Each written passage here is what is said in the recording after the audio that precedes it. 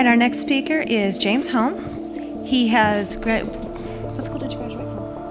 Westview High School. He just graduated from Westview High School and will be attending the University of California, Riverside. He will be majoring in neuroscience. His goals are to become a researcher and to make scientific discoveries. It's a good start. On July 20th, 2012, a midnight movie screening in Aurora, Colorado, turned into one of the deadliest mass shootings in American history. Oh, y'all can't see this, but homeboy got shot, man.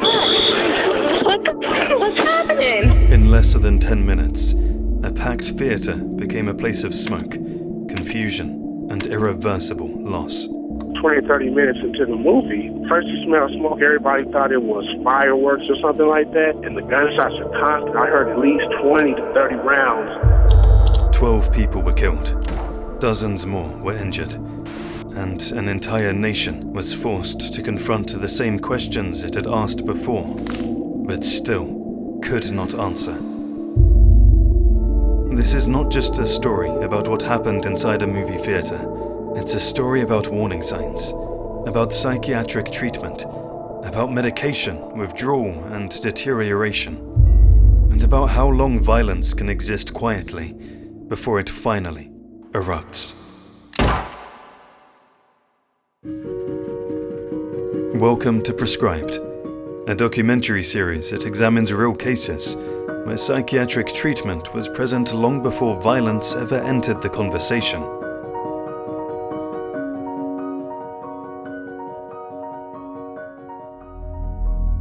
They're saying somebody's shooting in the auditorium. 315 and 314, there is at least one person that's been shot, but they're saying there's hundreds of people just running around.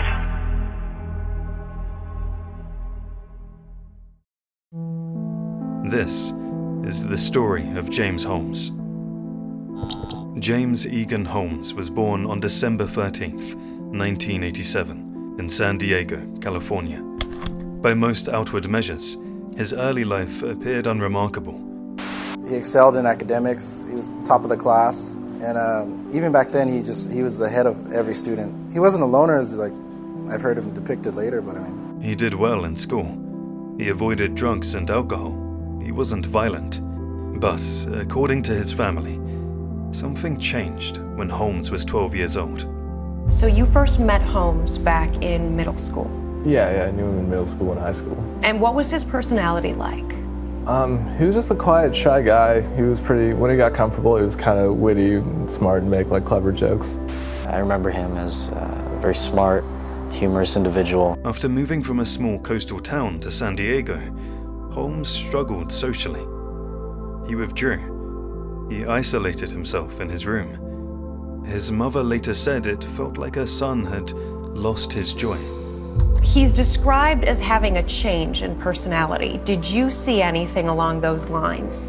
As long as I knew him, he was just kind of the same guy. We lost touch around senior year of high school. What seemed like a difficult adjustment at the time would later be viewed by defense experts as an early sign of deeper mental illness. By high school, teachers noticed his discomfort around others. In college, he remained quiet and distant, forming few close connections. To be so close to something like that bothers you to your essence, and particularly as a teacher, you're thinking, this is one of my kids. And then you also think, could I have done anything to have prevented this? Did I do anything to cause this? Which the answer is no. But that's what you think, and that's how you feel. Despite this, Holmes excelled academically, earning a degree in neuroscience from the University of California, Riverside.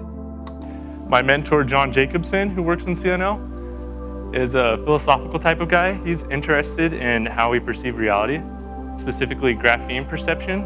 On paper, he was succeeding. Internships, research, graduate school applications. Internally, however, Holmes described himself as having a broken brain.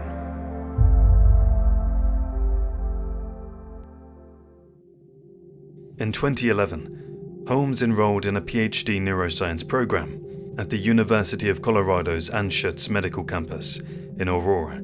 For the first time in his academic career, he began to struggle. He failed a critical exam his performance declined, and in March of 2012, Holmes sought help from the university's mental health clinic. There, he began treatment with psychiatrist Dr. Lynn Fenton. Today, the shooter's psychiatrist took the stand. She tells the court why she could not put James Holmes on a mental health hold. That's despite the gunman confessing that he wanted to kill people. Holmes told her he was experiencing intense social anxiety and disturbing thoughts about killing people, sometimes several times a day. According to Fenton's testimony, these thoughts were abstract. There were no targets, no plans, no intent disclosed. Evidence that it's not just a thought, but they have a plan. They're moving towards action on those thoughts. And then the second thing is there has to be a specific target.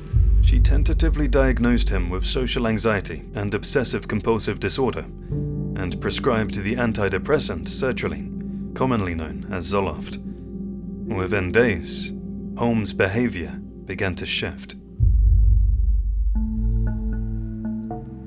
Last July 20th, police say James Holmes walked into a midnight showing of the latest Batman movie in Aurora, Colorado, and opened fire. The Denver Post reported Holmes was taking generic Zoloft, an SSRI.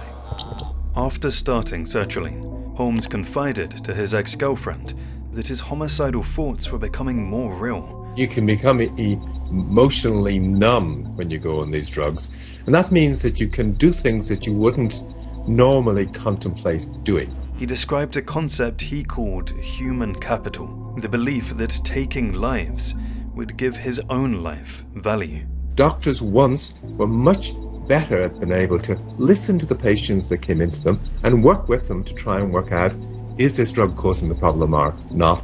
When Holmes told Dr. Fenton the medication wasn't helping, his dosage was increased, then increased again. Doctors don't deny that suddenly stopping Paxil, Prozac, Effexor, Zoloft, or any of the others can cause a kind of withdrawal. They even have a name for it, SSRI discontinuation syndrome. The thing is, if you go on the internet and Google SSRI, the first thing that comes up is SSRI withdrawal shootings, and dozens of websites with names like usahitman.com claiming there's a direct link between antidepressant withdrawal and mass shooting. Experts would later debate whether this escalation worsened his condition. Some testified that the medication was appropriate. Others argued it intensified underlying psychosis. So many people abruptly stop their medications for whatever reasons, and we don't have an equivalent number of people going out and committing crimes. When someone is a mass murderer or does any of the other sort of heinous acts, something else is going on. What is clear is that Holmes's mental state continued to deteriorate. By May of 2012, he had dropped out of graduate school. He stopped attending treatment shortly afterwards. Sometime in late June, Holmes discontinued sertraline entirely. According to psychiatric literature, withdrawal symptoms from SSRIs can last weeks, sometimes months, and may include agitation, impulsivity, and severe psychological distress. In the weeks that followed, Holmes's behavior changed dramatically.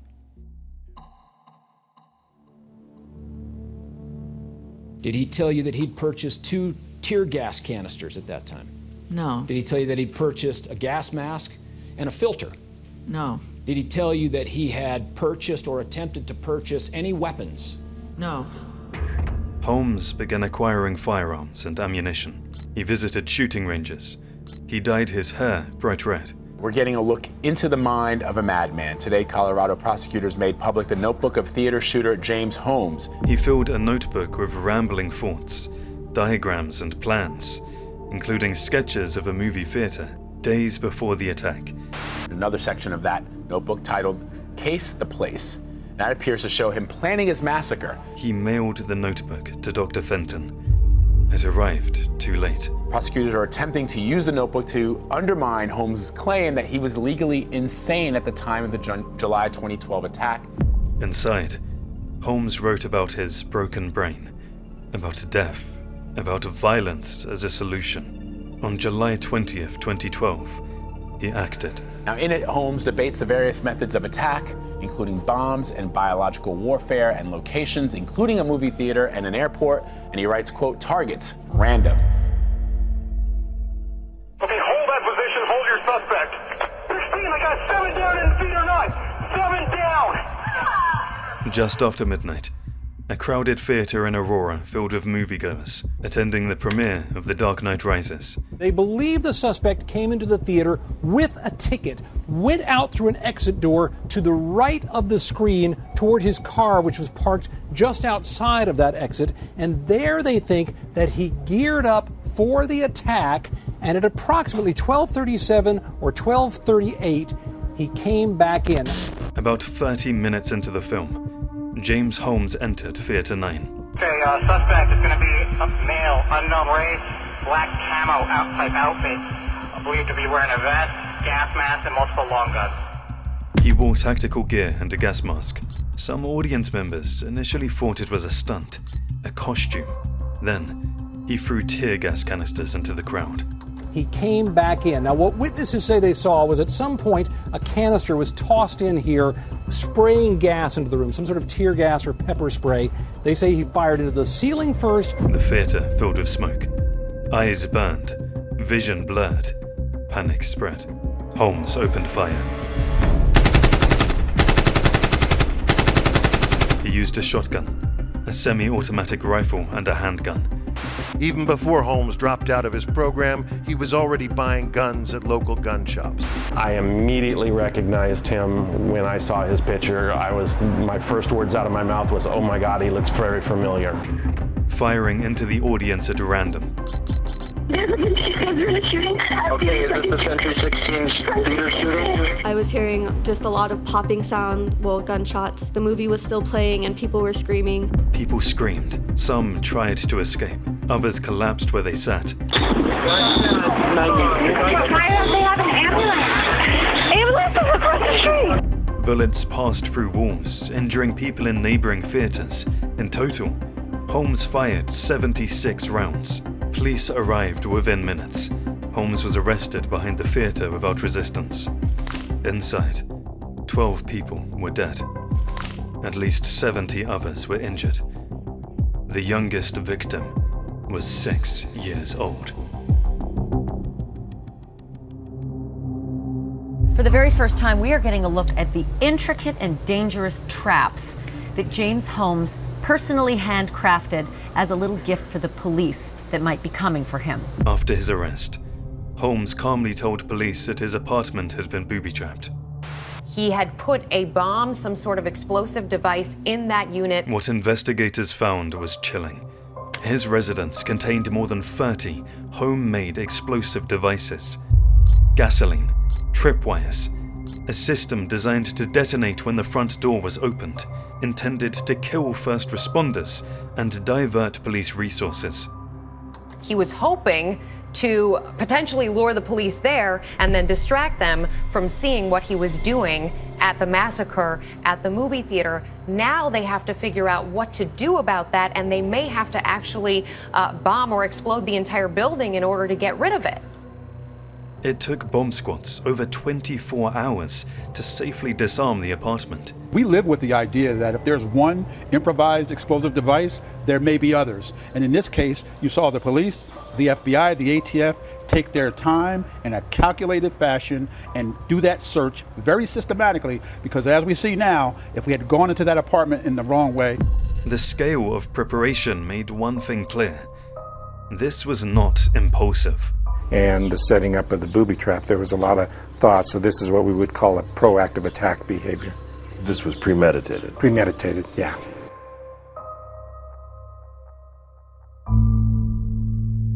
The offense of first-degree murder, which is a Class 1 felony under Colorado law. Ordinarily, individuals are entitled to bail. Given the nature of the charges, you are currently being held on a no-bond hold. You also have a right to have a jury trial and preliminary hearing to determine whether there's probable cause to believe that you're the person that committed the offense. Holmes was charged with 166 counts, including first-degree murder and attempted murder. He pleaded not guilty by reason of insanity. Psychiatrists disagreed sharply. Some diagnosed schizophrenia and psychosis. Others found him legally sane. In 2015, a jury rejected the insanity defense. I am 100% sure that these are just and fair. I want to make it clear that it is the court's intention that the defendant never set foot in free society again. Sheriff, get the defendant out of my courtroom, please. Thank you. James Holmes was sentenced to 12 consecutive life sentences without parole, plus over 3,000 additional years. He now lives in permanent isolation in a maximum security prison.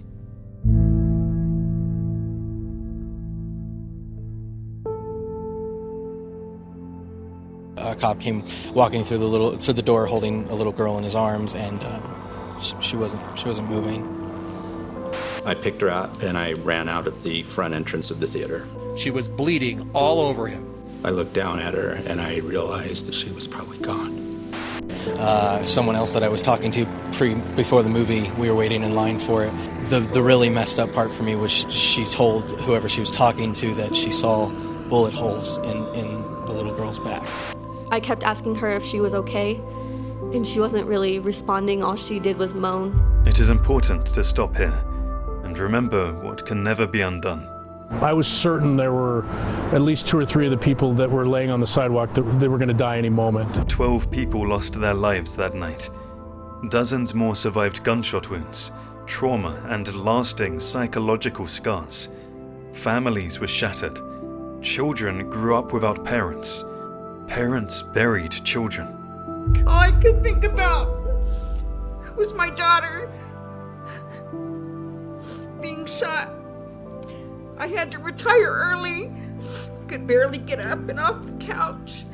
Nothing seemed joyful. Just fear and despair.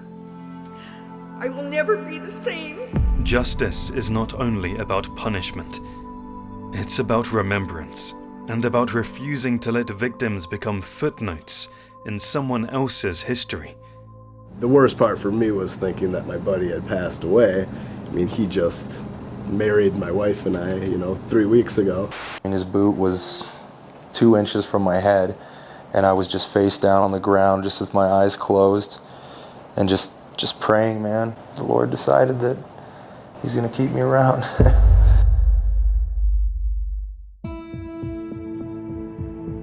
James Holmes' case forces an uncomfortable question, one without easy answers.